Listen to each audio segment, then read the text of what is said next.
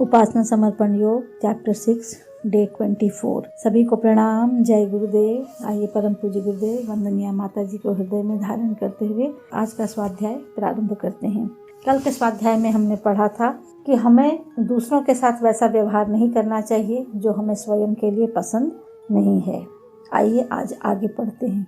मनुष्य जीवन की सार्थकता के लिए जितनी बातों या गुणों की आवश्यकता है उसमें यह आत्मबुद्धि की भावना अत्यावश्यक है, क्योंकि जो मनुष्य अपने व्यक्तिगत हित का ही ध्यान रखता है और दूसरों की भलाई बुराई के प्रति उपेक्षा का भाव रखता है, वह चाहे कैसा भी गुणी या त्यागी तपस्वी क्यों न हो, कभी सम्मानीय पद का अधिकारी नहीं हो सकता।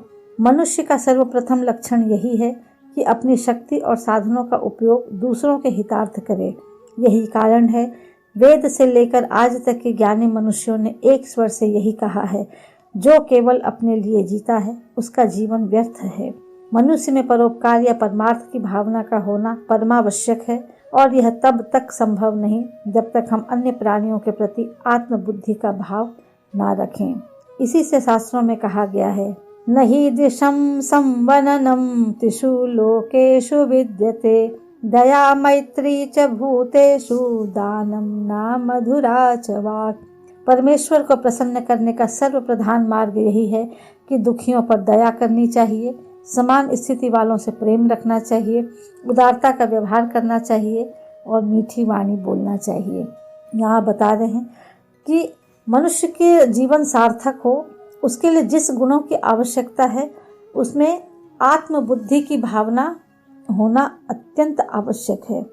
अब ये बुद्धि क्या है ये हमें बता रहे हैं गुरुदेव कि हर व्यक्ति तो अपने व्यक्तिगत हित का ध्यान रखता ही है, पर वो दूसरों की भलाई बुराई के बारे में इतना सोच विचार नहीं करता। वो उपेक्षा का ही भाव रखता हो, चाहे वो कैसा भी गुणी व्यक्ति क्यों ना हो, तपस्वी त्यागी क्यों ना हो। कह रहे कि अगर व्यक्ति का ऐसा विचार है तो चाहे वो कितना भी उसके अंदर गुण क्यों ना हो, कितना भी वो तपस्वी क्यों ना बन जाए, ऐसा व्यक्ति कभी भी सम्मानीय नहीं हो सकता, पद का अधिकारी नहीं हो सकता। मतलब उसे वो सम्मान नहीं मिल सकता जो उसे मिलना चाहिए, क्योंकि उसके अंदर बिल्कुल स्वार्थ की भावना जो है वो सर्वोपरि हो जाती है। क्योंकि जो सिर्फ अपने निज हित का सोचे, परहित का ना सोचे, तो ये बिल्कुल भी उचित नहीं है। तो कह रहे हैं मनुष्य का सर्वप्रथम लक्षण क्या है कि उसको ईश्वर में जो शक्ति दी है, जो साधन दिए हैं, उसका उपयोग वह दूसरों के हित के लिए करे। यही कारण है कि बताए जा रहे हैं कि वेद से लेकर पुराण तक और आज तक के जितने भी ज्ञानी पुरुष हुए हैं, महापुरुष हुए हैं, हमारे शास्त्र जो हैं, सब यही कहते आए हैं कि मनुष्य के अंदर परोपकार और परमार्थ की भावना का होना अत्यंत आवश्यक है, यानी परम आवश्यक है।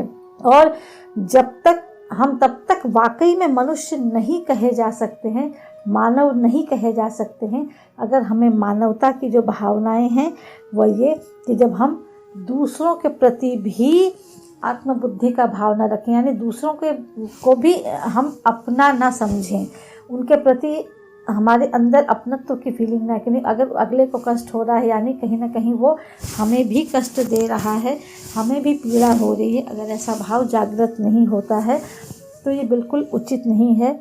और यही शास्त्र भी यही कहते हैं कि अगर हमें वाकई में परमेश्वर को प्रसन्न करना है तो उसके लिए सबसे पहला जो सर्वप्रधान मार्ग, जो जिस रास्ते पर होकर के हम वहाँ तक पहुँचेंगे, वो यही है कि हम दुखियों पर दया करें, समान स्थिति वालों से प्रेम करें, उदारता का भाव रखें और मीठी वाणी बोलें।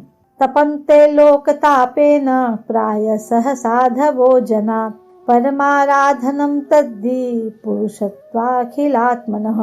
यानी सज्जन पुरुष दूसरे मनुष्यों की विपत्ति को देखकर व्याकुल हो जाते हैं और उसे दूर करने के लिए स्वयं दुख उठाते हैं। यही भगवान की सबसे बड़ी आराधना है। तिप्तिक्षया करुणया मैत्रा चाखिल जंतुषु, समत्वेन च सर्वात्मा भगवान च प्रसीदति। सहनशीलता, करुणा, संपूर्ण प्राणियों से मित्रता, सबके साथ समता का व्यवहार करने से भगवान प्रसन्न होते हैं। यही चीज़ बार बार बताई जा रही है।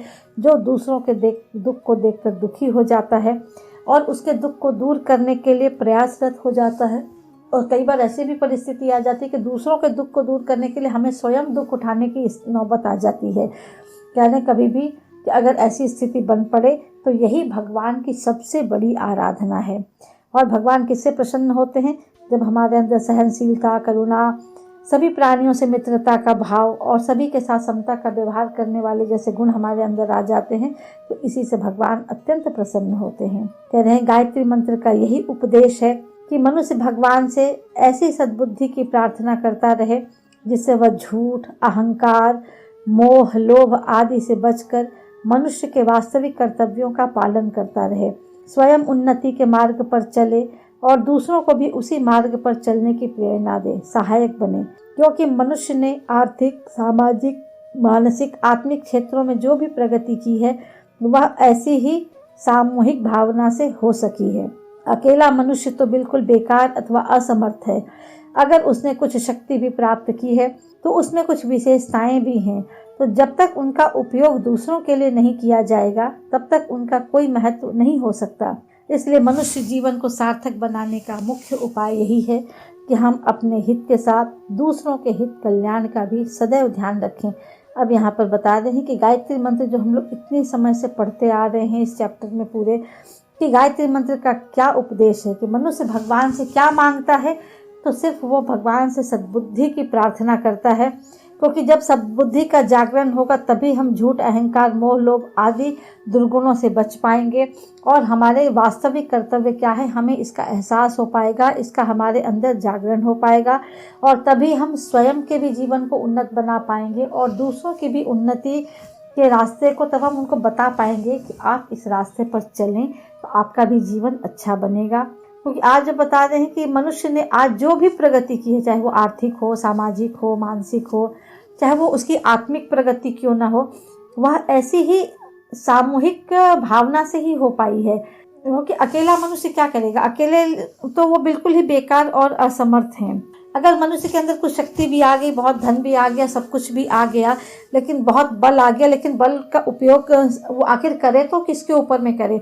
उसको बहुत धन आ गया, बहुत अच्छा सब कुछ मिल गया, लेकिन अगर सामने उसके कोई है ही नहीं तो व्यक्ति होता ना, लोग क्या करते हैं। यहाँ मतलब गुरुदेव हमें एक तरह से ये बताना चाह रहे हैं कि व्यक्ति आधे टाइम तो जो करता है वो दूसरों को दिखाने के लिए करता है कि अरे हमको उसको दिखाना है, हमें उसको बताना है।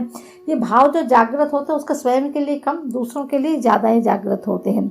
अगर भगवान ने कुछ विशेषताएं दी भी और अगर व्यक्ति उन विशेषताओं का उपयोग नहीं कर पाता, अगर वो बिल्कुल अकेला है तो वो उसके किसी काम का ही नहीं है। इसलिए बार बार समूह की शक्ति के लिए गुरुदेव ने हमेशा कहा है, क्यों कि जब हम समूह में रहते हैं, एक दूसरे का मिल बांट करके रहते हैं, तभी हमारे अंदर जो गुण हैं उनका उपयोग हो सकता है।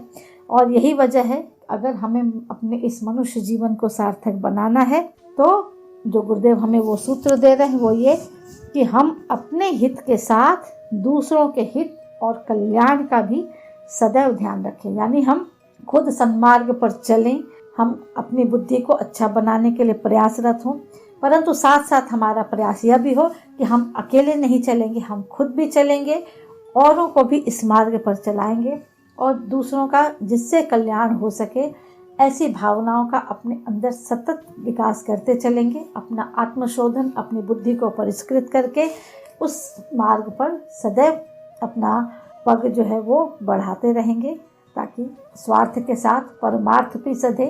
तभी वास्तव में गायत्री का अवतरण व्यक्ति के अंदर हो सकता है और गायत्री मंत्र की जो शिक्षाएं हैं वो उसके जीवन में उतर सकती हैं। ये टॉपिक यहीं पर समाप्त होता है।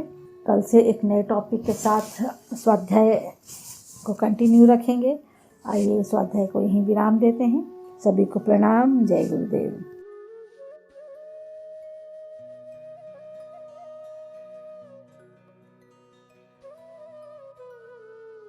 हमारे YouTube चैनल को सब्सक्राइब करें और बेल आइकन को दबाकर ऑल पर क्लिक करें ताकि नोटिफिकेशंस आपको मिलती रहें।